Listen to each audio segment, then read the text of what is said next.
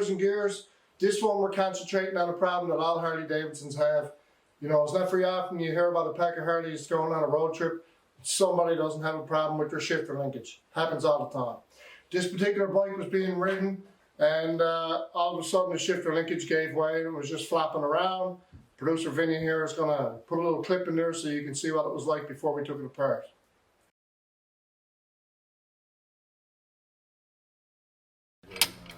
Yeah. Alright, so unfortunately to be able to fix this particular problem on this particular bike, we had to take the entire primary off. If you've seen any bears and gears before, you know all about pulling primaries and putting primaries back on. This here is your shifter linkage. When you press your toe to change your gears up or down, this here is what moves. It's on a spline shaft, and that spline shaft has a spline shifter linkage that goes on over it, and this bolt here is what secures it in place. On this particular bike, I went out and made a roadside call. I was hoping I could tighten up that bolt and get it to grab hold, but I couldn't. The bolt was after backing out and it was seized in that position. So I pulled the whole primary, I took the lever off, cleaned it all up, cleaned up the splines, torqued the bolt to the proper torque, put some Loctite in there, and that's going to cure this particular problem on this particular bike.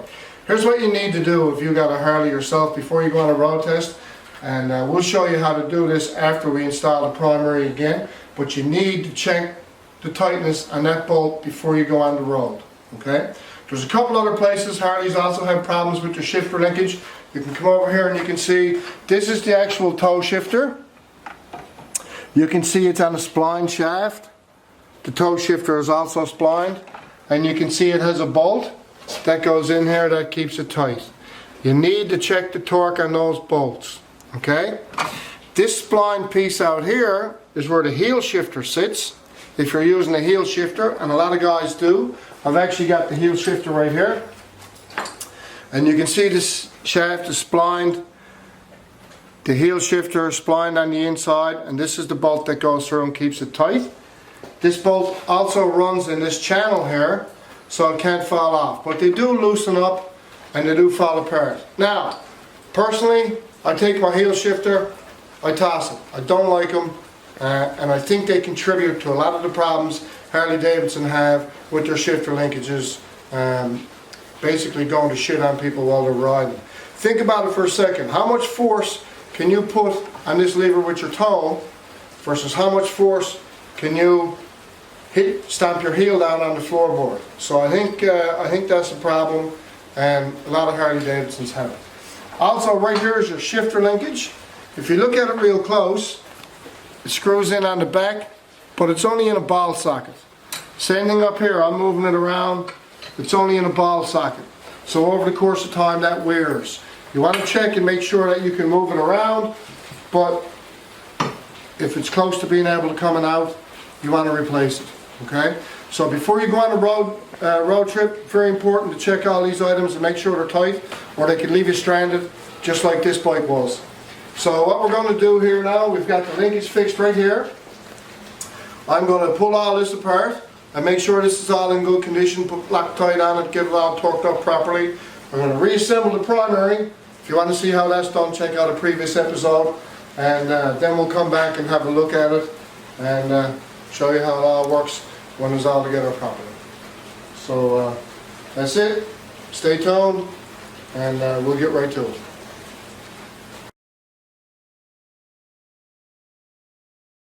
Okay, so I said we weren't going to talk too much about the primary because we're after doing enough on primaries on bears and gears. But this is a 2011, and the last time we did a primary on bears and gears was 2010, and they changed the compensator on the bike. So I just want to show you real quick what this one is like. So this is the gears for your compensator. It goes on here. You're going to have a couple of set of plates on your compensator. When you take them apart, just make note how they come apart.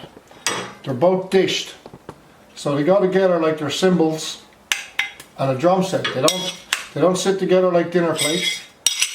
They go together like they're cymbals on a drum set. You got your inner set.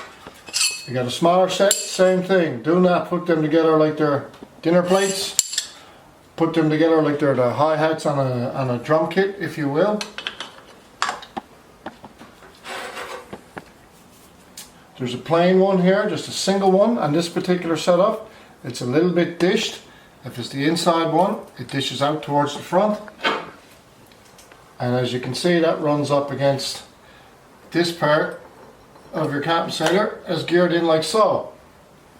On the 2010, it only has this part here and the inside part. It doesn't have any of those dished plates. They changed them again later on, and they changed them again.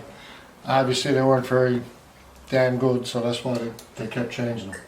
And then on this particular model, this goes on here, and of course this is what drives your primary chain that goes back to your clutch hub. I'll show you a picture of that now in a minute.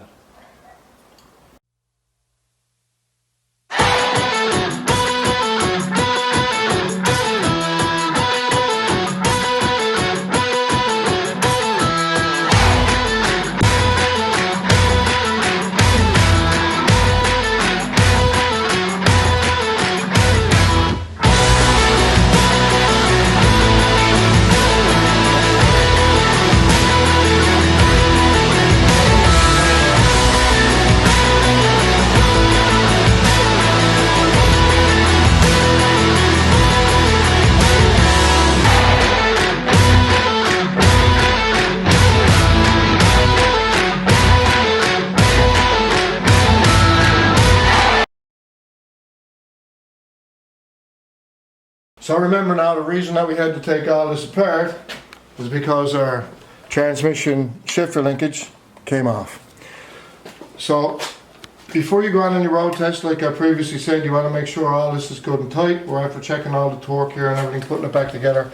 I'm going to pull this toe shifter off now and just have a look at it. As you can see, the bolt is pretty seized in there. And the problem with the inside one was the bolt was seized, but it was loose. So I'm going to take the bolt right out. I'm going to take this toe shifter off.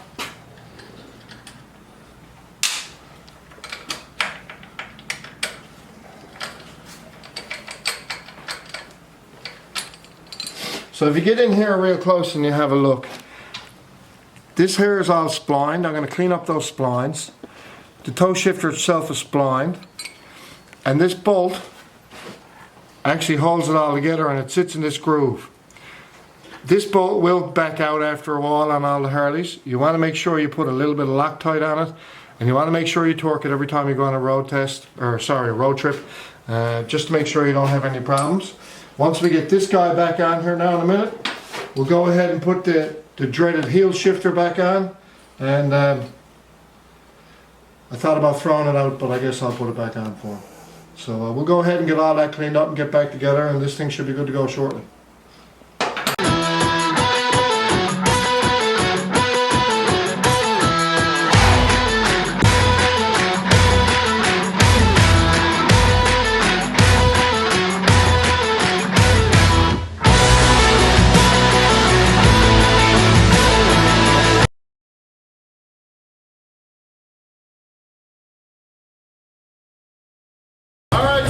For this episode of Beers and Gears. We got the shifter linkage all straightened up. It should be good for a while. Remember, don't hit the road without checking it out. You could be stranded. And for now, that's it. Who knows what's coming in next, but we'll see you again.